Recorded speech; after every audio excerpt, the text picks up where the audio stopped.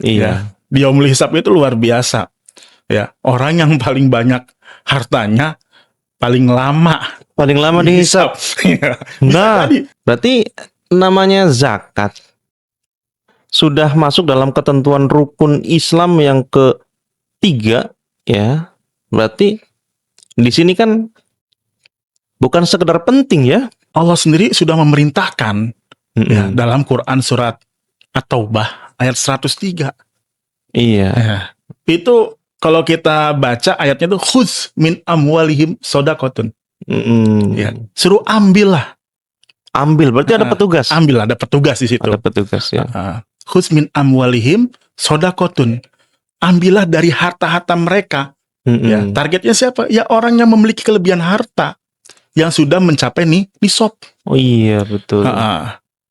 Untuk ditunaikan zakatnya, Zakat. sodakohnya.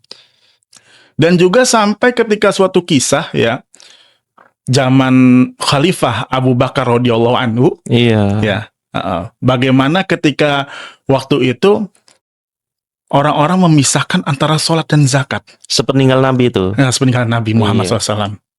Ya, sampai ketika itu Khalifah Abu Bakar memerintahkan untuk memerangi orang yang tidak mau menunaikan zakat. Sampai seperti itunya, diperangi. Berarti kan sebegitu pentingnya zakat dalam Islam kan? Penting. Sampai seorang yang sangat lembut hatinya sampai Iya. menginstruksikan untuk Betul. memerangi mereka yang meninggalkan zakat. Zakat. Masya Allah ya. Ya, jadi kalau sholat itu ya antara kita kepada Allah. Iya. Hablum minallahnya. Tapi zakat itu adalah ya bentuk kepedulian sosial kita atau hablum minanas kita kepada sama manusia. Ya, Masya Allah. jadi sebenarnya rukun Islam yang 5 itu ya itu memang harus kita laksanakan.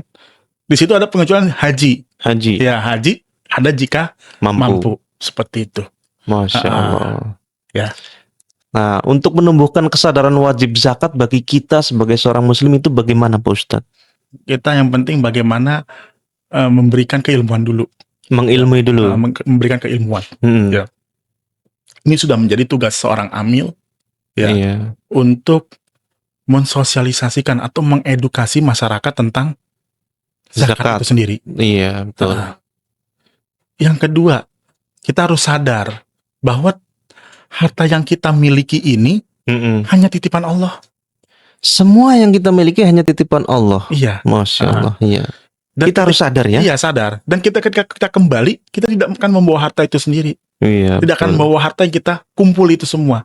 Iya. Saya teringat ya tentang suatu nasihat atau sebuah nasihat yang disampaikan oleh seorang tabi'in. Iya, bagaimana? Kenal Hasan Al-Basri. Wahai Bani Adam, kau selalu mengatakan hartaku, hartaku, hartaku. Padahal ketahuilah yang menjadi milik kamu dari harta kamu adalah pertama, suatu yang kamu makan lalu habis. Itu harta kita. Iya, itu yang kita udah makan lalu habis, itu harta kita. Habis ini keluar. Iya, betul. Udah hanyut kemana-mana tuh. Yang kita pakai lalu usang, itu harta yang menjadi harta milik kita. Yang ketiga, yang kita sedekahkan, yang kita zakatkan,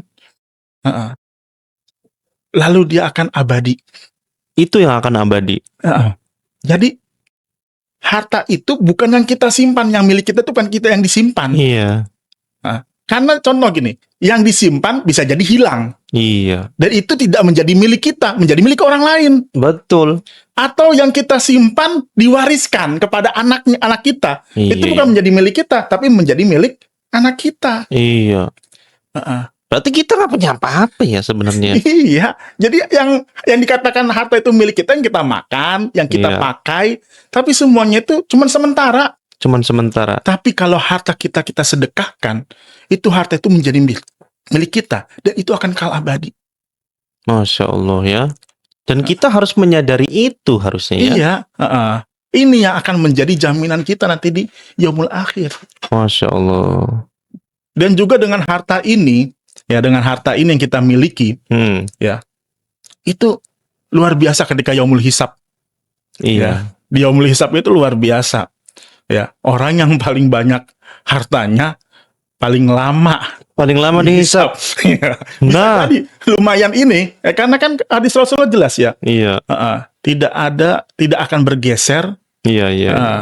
seorang hamba sampai tadi ada 4 perkara yang ditanyakan. Iya, Salah satunya tentang harta. harta yang kamu miliki. Dari mana Dari mana sumbernya? sumbernya, untuk apa Untuk apa?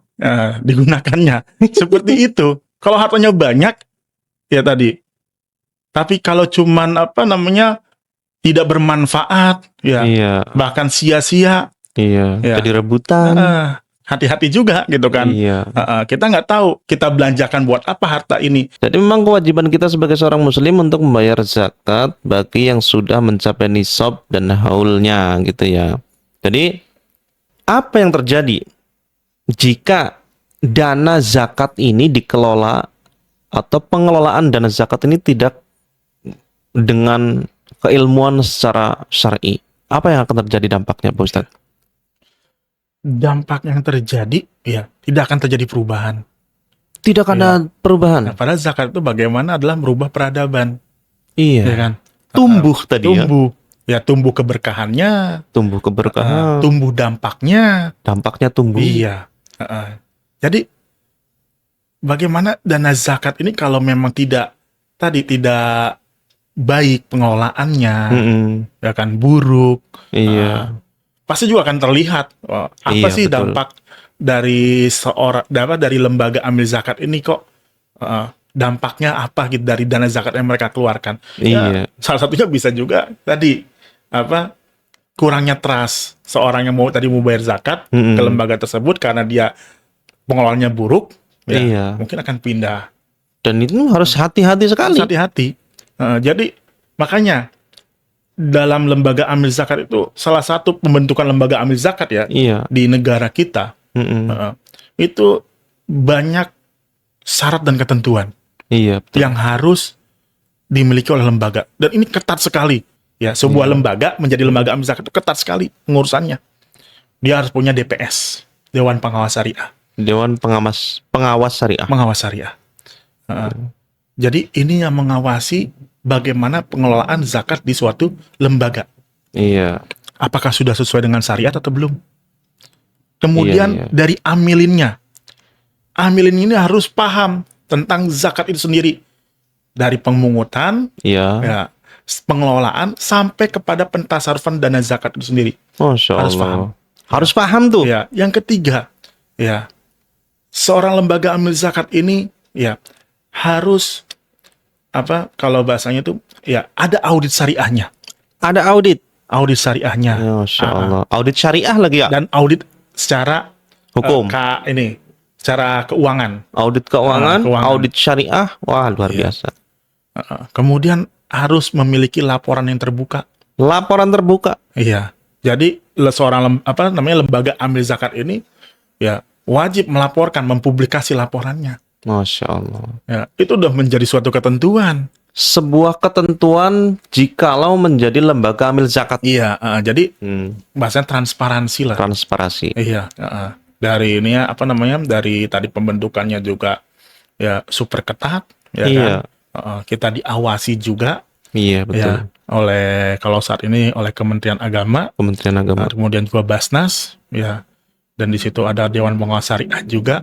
Iya. Ya, bagaimana berjalannya operasional sebuah lembaga amil zakat, ya, dengan harapan bahwa lembaga amil zakat ini harus sesuai dengan ketentuan syariat. Harus sesuai dengan ketentuan syariat. Iya, Tidak boleh keluar dari itu ya. iya betul. Jadi ada Masya ketentuan-ketentuannya. Ya, kayak contoh nih, zakat untuk, ya kan, ketentuan penyalurnya untuk apa? 8 asnaf. 8 asnaf ya. Iya. Berarti yang boleh atau dalam agama sendiri mengelola zakat atau para amil itu juga orang-orang yang memahami tentang zakat itu sendiri. Betul. Kalau di luar daripada orang yang tidak memahami zakat berarti tidak boleh mengelola ya. Iya, Karena khawatir bahaya bahaya. Ya, makanya kan, secara keilmuan. iya, harus memiliki ilmu seorang amil itu. Iya, betul. Dan juga seorang amil ini kan adalah sebenarnya suatu pekerja, ya, Allah sudah mendelegasikan. Karena apa? Sudah tercantum dalam Al-Quran. Iya. Surat 9 ayat 60 kan? Iya. Ya, wal amilina, ya kan? Iya. Dan para Masya Allah. amil, ya. Dan para amil itu petugas-petugas yang ditugaskan, ya, bagaimana untuk mengolah dana zakat. Ketika dia benar-benar ditugaskan untuk mengolah dana zakat, maka dia harus paham Harus paham. tentang ilmu zakat itu sendiri. Suka nggak suka harus paham ya. Baik dalam pengumpulannya, Iya. sampai kepada penyaluran dana zakat. Pendistribusiannya. Pendistribusian dana zakat. Masya Allah. Ini sangat ketat ya. Tidak banyak diketahui oleh orang atau mayoritas muslim sendiri juga tidak banyak mengetahui tentang bagaimana ketatnya menjadi sebuah lembaga amil zakat ya. Jadi segala ketentuan yang berkaitan dengan zakat juga harus memahami ilmu tentang zakat, Zakat. termasuk dalam pengolahan serta pendistribusian seperti itu ya.